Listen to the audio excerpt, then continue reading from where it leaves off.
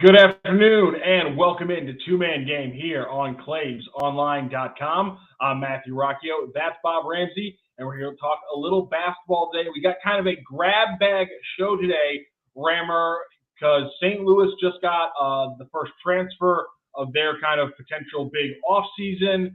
We have obviously just the craziness in March Madness has spilled over into April. You have the women's tournament blowing ratings records for that tournament out of the water. There's some incredible things happening. In fact, women's college basketball, not in the best light, but still a big talking point around the national media. All of today, really. You got the big championship game tonight. And then I went to an NBA game over the weekend in Phoenix that I wanted to talk about a little bit. So we're jumping all over the place. But before we get started, I obviously have to ask you, how are you doing today, sir? Doing well. It's been a busy, crazy day as spring's finally arrived in St. Louis.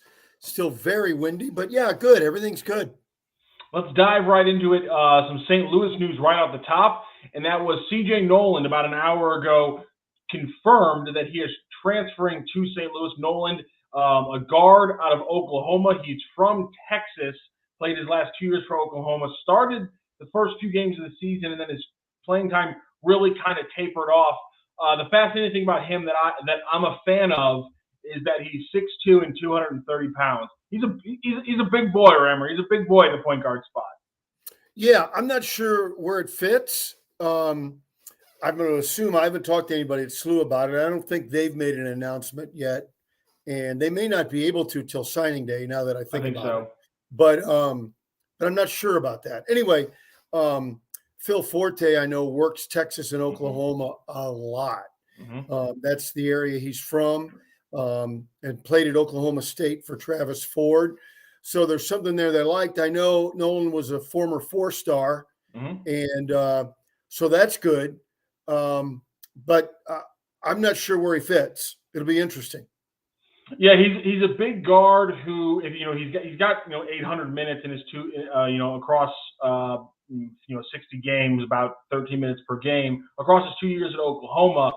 And, he's a big-bodied guard. He's able to get to the paint and use his size against smaller guards, and he's a tough defender. And I think those are the kind of things they're looking at. Yeah. Again, it's hard to grade. When you're only getting 15, 12, 13 minutes and averaging, 3.3, 4 points a game, and every once in a while you pop for 7 or 8 or 11, which I think is his career high so far in college. It's hard to gauge how much can that jump if you get more minutes, if you're in a different conference, so on and so forth. But I think maybe just getting somebody who can consistently, get your offense into its game for, 10 to 12 minutes per game and play good defense, which, again, I think that might be the only thing really to focus on here, is that he's a big body who isn't a bad defender. And at this point with St. Louis after this past season, I think anybody, is building this team or asking how they're building this team, I think a lot of people's first question is, well, how are they on the defensive end? Well, that's not my first question, but what's your first question? It sounds like he could be, and I can't recall. I've watched a handful of Oklahoma games. I can't,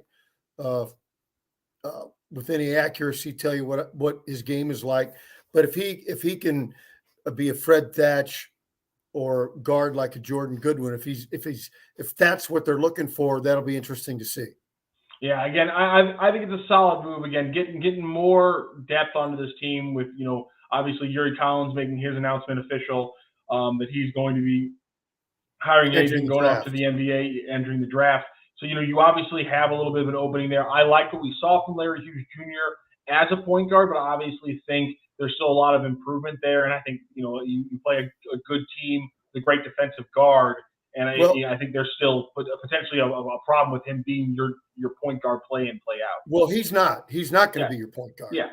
Medley, the young man out of New Jersey, will be. Now, do you want Larry to back up at point guard, or is there a veteran point guard out there that you could get in the transfer? I think that's the remaining question for, between 5 and 20 minutes a game. Yeah, and then that's a freshman that you're throwing into the fire, and so having somebody who can lean back on, who has played 2 seasons in college basketball already, that just might be a nice safety valve for St. Louis to have, considering that's kind of where the point guard depth chart is right It seems like the perimeter player depth chart is getting pretty. I don't want to. That's loaded. I was going to say loaded, not loaded. Pretty full. Mm-hmm. That side of the depth chart's pretty filled. So it'll be interesting to see how it works out. Like I say, I'm not sure where the fit is, but I don't know who else they're talking to. I know they've talked to hundreds of players or looked at hundreds of players. So we'll see where this young man fits. Yeah, obviously for me right now, every time I see this 6'7" forward is looking at these teams and I see St. Louis in there, I'm always wondering, okay, that should be a nice turn here going into next season. Something interesting that we kind of alluded to with some of the decisions being made. I guess I would describe it as pleasantly surprised, the announcement from Gibson Jimerson that he's coming back for another year. That was, I wasn't cynical or doubtful, but I had it as a coin flip in my head. Really?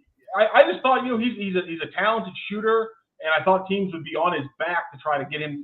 I thought everyone would be telling him, you can go to a Big East school and get 15 minutes and probably hit a couple threes per game, and you could be playing in the second weekend of the tournament next year if you go to the right school. I thought that kind of dialogue might be there for a guy like him, and because he's such a solid shooter. And so I was legitimately thinking, I don't know if this is going to be it. So I was pleasantly surprised. I'm very happy again because I think he's that kind of guy. Heck, look at a guy like and I know it's not to this level, but look at Joey Calcaterra is at San Diego University for 4 years, and he goes and now he comes off the bench for UConn as a fifth year, hits 2 or 3 threes per game, and he's a big potential swing for them. He can bring the ball up a little bit. There's no reason that Gibson couldn't be, maybe not to that level, but a player along those lines. I think he's better than him. Exactly, and so why couldn't so there's no reason why why him making a jump to Big East or even a bigger conference school and saying, listen, I can go to the second weekend wouldn't shock me.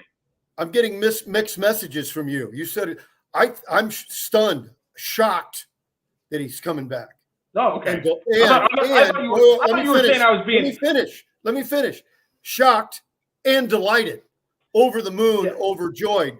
But I thought for sure a Big East school, Virginia, school in Florida, big NIL money. You come and play 30 minutes a game. I'm shocked that he's back and absolutely thrilled.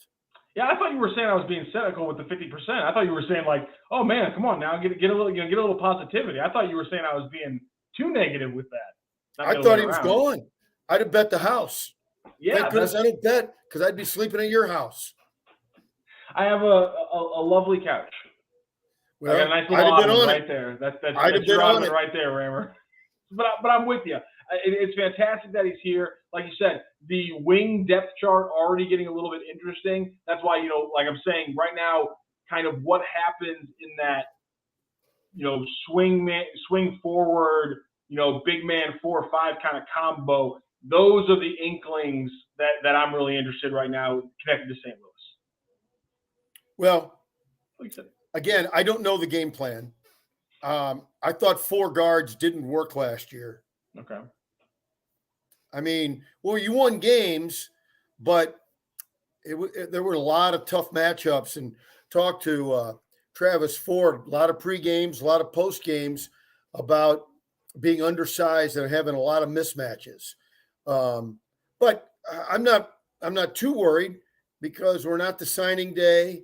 The portal's wide open for another 6 weeks, whatever it is, and so I'm not worried about it. I'm just saying I'm not. As the roster sits today, I'm not sure I see it. Okay, we'll keep. The roster will not be the way it is now in 6 weeks. No, absolutely not. And we'll keep talking about it as the things come in. Like we said, we got the CJ Nolan transfer now, and we'll keep updating it as it goes. Let's keep it on the college basketball and talk a little bit about the NCAA tournaments. Let's talk about the one that has concluded, and obviously that was the battle between Iowa and LSU. Obviously, much more of a battle there in the first half than it got there late in the fourth quarter. But just an incredible display. Caitlin Clark going for 40 points in back-to-back games to take Iowa to the final. That kind of shooting, honestly, some of the way that Iowa was getting her the ball and the way that she was shooting it, the release she has specifically, honestly, it's one of the closest things I've ever seen to somebody putting together a Stephen Curry-like performance. Down to like the way she releases the ball and comes around screens, that was Stephen Curry like at Davidson doing it all over again. It was unbelievable what was happening. But the key to getting to 40, though, is because she's not just a spot-up shooter. The key to getting the 40 is making the defense come out and getting her grill, and she dribbles right by them. Yeah, because right hand, left hand, it doesn't matter. And she's such a dangerous passer. That's one thing. Is as soon as she's one of those people she's that good of a shooter, but like you said, as soon as you get driving her, she pump fakes that one, you go with it, and she goes by you. If you help and give another Hawkeye an easy basket, she's right there with the pass every time.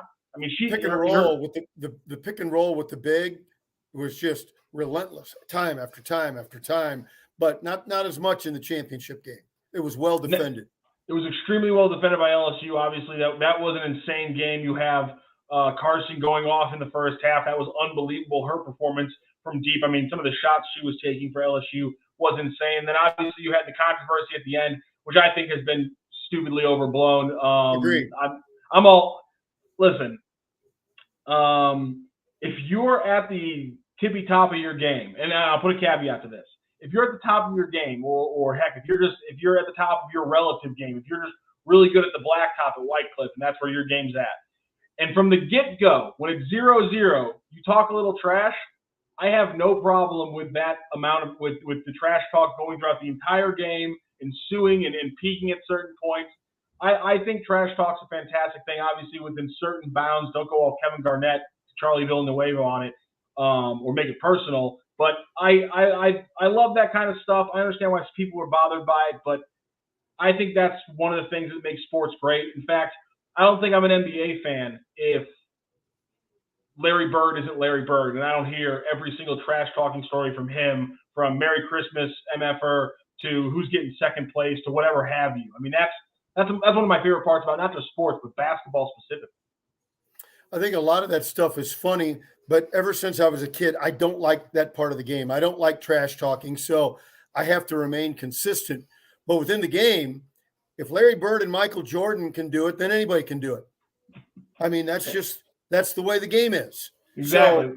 So hey, move on. And that's why had it been earlier in the game, is that taunting? Well, with that crew, I have no idea what would have gotten called, Rammer. Because here's the thing: I've never seen a coach that consistently far out on the court without getting at least like a whistle at some point in the game in my entire life. Well, unless it's a coach that intimidates everyone. Maybe, that's like Kim Mulkey does. Like Kim Mulkey does. Yeah. Yeah, she'd be intimidating me too. I've known Kim since she was a sophomore in college, and intimidation for a little 5'4" person, it's remarkable. And it's part of why she was a truly great player and has become a great coach. Yeah, that was the turnaround she put together at LSU, absolutely unbelievable. And you can tell her players her players definitely pick up on that attitude and play it on the court. And I love it. I absolutely love it. And that was a great game. And I think we're gonna have a good one tonight. Obviously, you have the game-winning shot for San Diego State. An incredible game. Stop right there. That shot was great, but the game was already lost. Florida Atlantic called 2 timeouts. First one, you couldn't get the ball in. What were you talking about in the timeout? What were you talking about? You couldn't get the ball in? And then the second one, all you had to do was dribble the game out. Now you're going to go score. You want to try.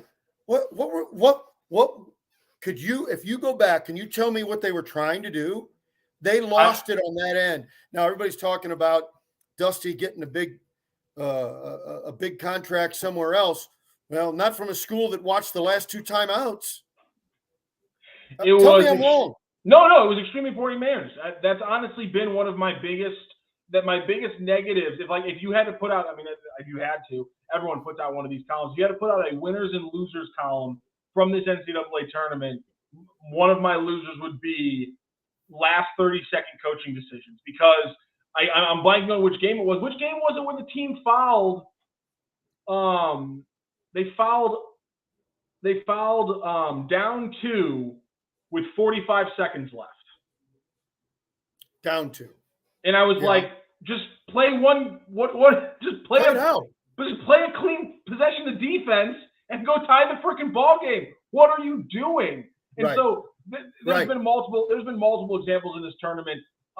It's honestly probably why we only had like one real buzzer beater because teams are terrible at this. But I mean, no. But then you had kind of blank on the games again. But you had the complete mismanagement where they threw the ball too high and they got a quick turnover. Oh, Creighton, it was Creighton, San Diego State. San Diego State, they got lucky, but I mean, they almost completely just handed it to Creighton in the Sweet 16.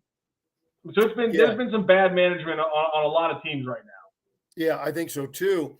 And what we've seen, not to rip anybody, because it's this is not to rip any individual, because I've seen it all around the game, even right here with our college team, St. Louis University. You play great, you got to finish the game out, and you give it to one player. Okay, go win the game for us. Why don't you do what you were doing? Do you see what I mean? No, I mean, listen, I mean, that was one of my biggest pet peeves because we saw it this year a lot of times with St. Louis, and it was just like, why is every play at the end of the half just all right? Wait till the last 7 seconds. Doing. Yeah, like completely different. Just last 7 seconds, hero ball it. You know, if you can get a drive, good. If not, just do a little quick step back, and we'll see what happens. I don't understand it at all either. It baffles the hell out of me. It's also why I feel like I don't know why coaches like don't get more like coaches get so creative. Certain coaches get so creative with out of bounds plays. There's a lot of cuts and passes and all this stuff, and I'm like, you can bring some of that stuff to your half court offense. It doesn't have to be initiated from under the basket. You could run a couple of those like elevator screens, just out in the open, away from it, and somehow it never computes. Now that you and I have shown that we can outcoach anybody in the NCAA tournament, I'm reminded of a line that Rick Majerus had about Jay Billis. Oh. He said, Jay needs to get him his own team. Oh, that's really good. And everybody should be saying that about us right now. Oh, okay, big shot. Go coach a game. Okay, wow. I do get it. Which, I mean, okay, if you had to take you use one more than the other, because that's the first time I've heard you say that one.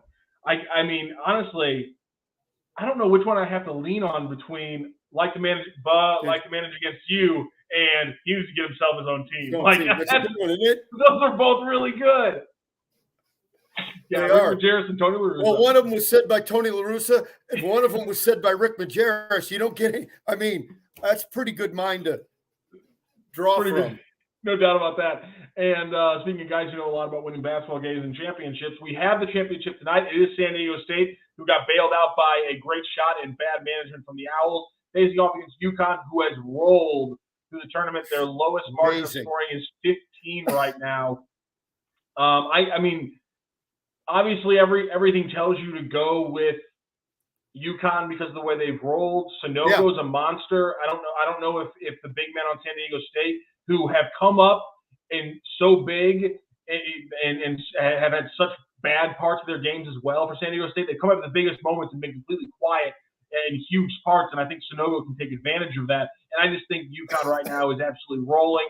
Big question is, can UConn consistently get drive and kick and penetration against San Diego State? Because if you go back and watch Creighton versus San Diego State, that game changes when Creighton stops being able at any point to get any dribble penetration consistently, and San Diego State's defense just locks absolutely in. Why was FAU destroying them in the first half? Dribble penetration, drive and kick to open three-point shooters, and a lot of open threes. What happens? They lock down in the second, they stop the shooting as much, and the game starts balancing out a little bit towards them. So if UConn can do that early, it obviously trends well, and I think they probably roll on to another 15, 20-point game. But again, in any basketball game, if you can lock in defensively and stop a team from getting those drive and kick moments and have to either completely play on the perimeter or play through one big man, you can slow down the game and win it that way for San Diego State. I just think San Diego State could play great defense and still not be able to keep up with UConn. Yeah. I think that's so. Instead of UConn winning, what's the line right now? 7.5. Yeah.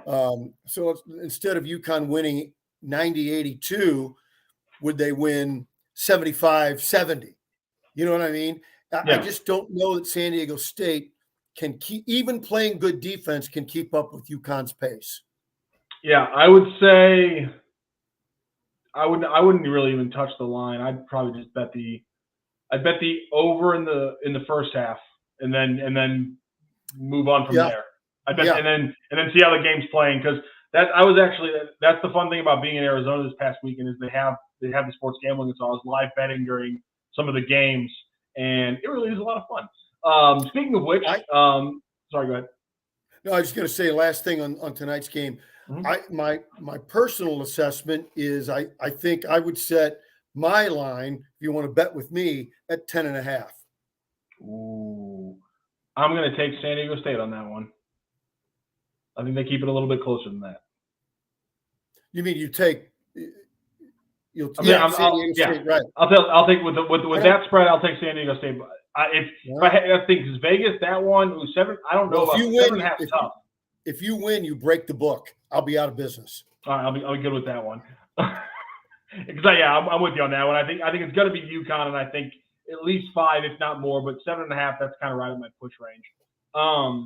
Speaking of which, I mentioned I was in Arizona. I got to go to another NBA game in Rammer. This time I got bit by load management, and not only did I get bit by load management, Rammer, it was by my absolute favorite player in the league, Nikola Jokic. A little bit of calf tightness on Thursday night's game, and so he sits out Friday night's game. And because of that, the rest of the freaking Nuggets decided to take a day off. Jamal Murray and Michael Porter Jr., which, don't worry, I'm a Mizzou fan. I'm used to being disappointed by him. They also sat the game out as well, but it was okay because I was watching the Suns, which means I still got to watch future Hall of Famer Chris Paul drop 13 assists. Future Hall of Famer Kevin Durant scored 26 in a very efficient first half. And future Hall of Famer, in my opinion, most likely Devin Booker, scored 26 as well in a pretty solid game as they beat up on the Nuggets. Give me a scouting report, and for all of our viewer listeners, Durant's back. How did he look? He looked fantastic. I mean, it was my first thought was I couldn't believe it. We had really great seats, like just on the second level. First of all, I like Phoenix's arena. It was a sellout crowd, 17.7. I was shocked by how small that was. But we were right there on the second level, that very front row, like the overhang of the second level. So that's great. Perfect seats. And I tell you what, his jumper looks so clean on TV, and it looks even better in person. It was incredible. Like, I saw him take these threes, and I'm like, first of all, his feet look even bigger. Insane. But then his shot looked just so clean. He was driving well. He was playing extremely physical defense, because Aaron Gordon, being the best healthy Nugget out there, was very determined to have a good game and keep the Nuggets in it. And so he was bodying, banging bodies with Gordon throughout the game a lot of times. Because Kevin Durant's defense always fascinates me, because he can literally completely change a team's defensive complexion if he really tries defensively. Because how long he is. And so that was, I really did think he looked good. Like I said, Chris Paul was dishing it like crazy. Phoenix Suns are looking good. It just bummed me out that I didn't get a good look of what a Nuggets defense could look like when they have Jokic. Gordon can play on Durant a little bit more and not have to worry about shouldering the scoring burden as well. So that was the disappointing part. The cool part, though, is something I love. I've done this at both games. I think baseball, undeniably, I think baseball and the NBA have some of the coolest throwback stuff out there, because I picked up this awesome throwback Suns hat, and this is what nice. I talked about the Pistons game. I picked up this hat at the Pistons game. The throwback stuff at the NBA stuff is ridiculous. My roommate's a diehard Suns fan. I got him the throwback white Suns jersey for Steve Nash. old school, it looked garish back in the 90s. This is just how everything works. But it looks fantastic. But I say baseball only because did you see the Miami Marlins putting out their old school ones with the teal? I liked that. I thought that looked good. I thought they looked really clean. But yeah, but overall, it was a really fun game. I got bit by load management. But man, if you can go to an NBA game, if you're in a city with an NBA game, take the risk because as long as there's two solid teams, even the one up in Detroit, it didn't seem like a great game overall because it was the Pistons. But I got to watch the Kings right as they were kind of started their ascent now to one of the best stories in the NBA. And so to keep seeing the Kings doing what they're doing, I got to watch them kind of as they were budding at the beginning of the season. So if you have a chance in a city, do it. The entertainment's incredible. And really, I was impressed by the Suns fans. I don't think I've ever seen an arena with a higher percentage of fans in jerseys or just completely decked out in team gear. It was, the entire arena, somebody was wearing a jersey. Everybody was wearing a jersey. It was absolutely incredible. Yeah, that's good. I still think the league has a problem with it's a league designed, predicated, and made for star power, and the road teams don't play their stars. I think it's a problem. Maybe it's not bitten the league yet, but if they don't get a hold of it, it will. Yeah, and for instance, let me ask you this. Would you have gone to that game if you knew Doncic and Porter and those guys weren't playing? Would you have gone? If I lived in Phoenix? No. Would you have gone, Matt Rocchio, gone to that game if you knew Doncic was not going to play? Oh, I knew ahead of time he wasn't playing. We still went. I had tickets. No, I wouldn't buy tickets if I knew it. No, not at all. Well, that's okay. Well, I'm sorry. I had to. No, because that's the thing. I even said it. I got a chance to watch 3 future Hall of Famers play basketball, but 13 assists against Bruce Brown, Aaron Gordon, and 3 guys that no one, if I said their name right now, would know who I was talking about. No offense to those guys. It's not how you sell a league. And listen, the NBA PA says they're working with the NBA, and here's my thing. They say they're working together now on this problem. There's no chance in hell that's the line in 6 months. There is no way that the NBA and the NBA PA come up with the same answer to this question. Right now they're talking the same thing, but the NBA PA keeps sliding things like, well, health is a really important thing, and I'm like, it's going to blow up in 6 months, and it's going to be where it always is, which is the NBA plays too many games inside of the schedule they have right now. So players say, and the NBA, but that's what the NBA PA is going to say, and the NBA is going to say, well, we're never going to contract the season because that's our money, so no, and nothing's going to happen. Why? And I don't understand why we haven't heard from an owner yet. I pay you to play.